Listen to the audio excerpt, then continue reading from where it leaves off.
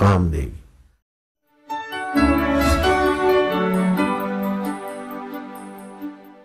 सिंध देश में एक प्रसिद्ध संत हो गए जिनका नाम था शाह लतीफ। शाह लतीफ बैठे थे, सोच विचार कर रहे थे कि उस रब को कैसे पाऊं। कुछ गणिकाएं नर्तकियां पसार हो रही थी, आपस में बात कर रही थी। रामचंद्र भगवान की जय।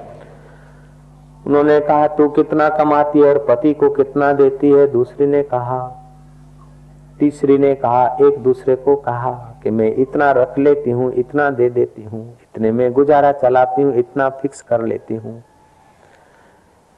जब एक आखिरी महिला से सबने मिलकर पूछा तो उसने कहा कि जिसको अपना पति मान लिया उससे फिर हिसाब कैसा रखा जाए, मैं तो उनसे कोई हिसाब किताब नहीं करती।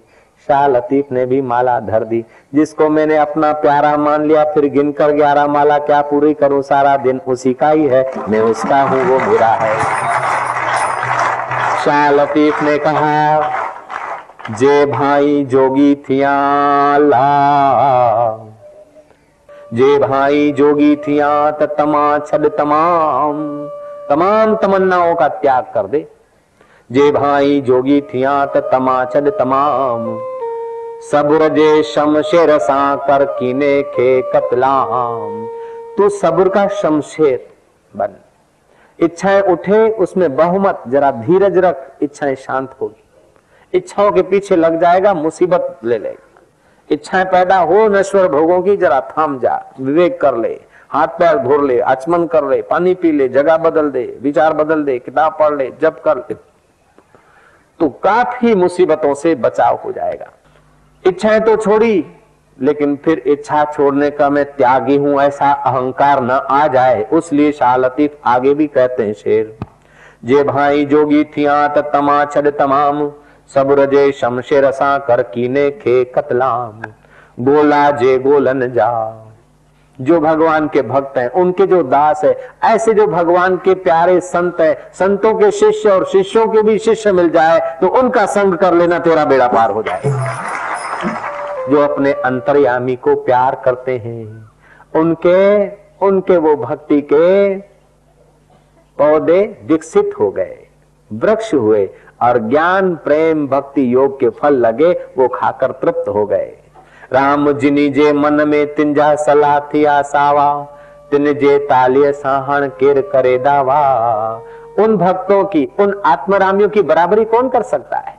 इसने उसने दुख दिया, लेकिन हे काणे काण हो, तो उस प्रिया के लिए उस दुख को भी मैंने सुख समझकर जीवन की यात्रा की तो मैं पहुंच गया। और जिन्होंने दुख को और सुख को दे धमाधम किया तो वे दुख और सुख को बढ़ाते रहे। अब आखिरी लालिया और मोतिया की चुटकीली कहानी करके हम लोग पूर्णाहुति करेंगे। चाओ श्री राम। अहमदाबाद साबरमती रामनगर से एक लालिया और एक कालिया कुत्ता, दोनों ने विचार किया कि कुंभ के मेले में स्नान करने से सारे जन्मों के पातक नाश होते हैं। कल्पित कथा है लेकिन सत्य समझने की कोशिश करेंगे। चाओ श्री राम। वे रामनगर से चलने को तैयार हुए, लेकिन लालिया ने कहा कि मैं रुकने वाला नहीं, तू कल आने को कहता, लेकिन पुण्य काम में देरी नहीं करनी चाहिए, मैं तो आज ही निकलूंगा।